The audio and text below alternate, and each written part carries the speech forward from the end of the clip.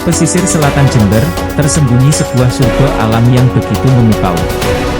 Pantai Papuma.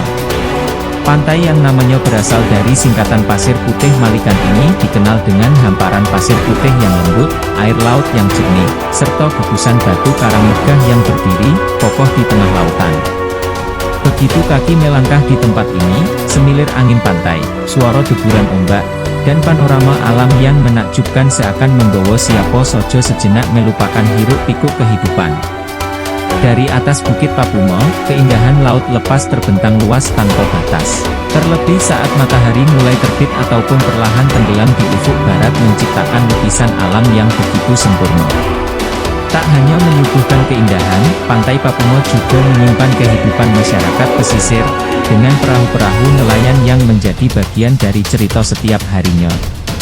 Pantai Papuma bukan hanya tentang destinasi wisata, tetapi tentang ketenangan, keindahan, dan rasa syukur atas pesona alam Indonesia.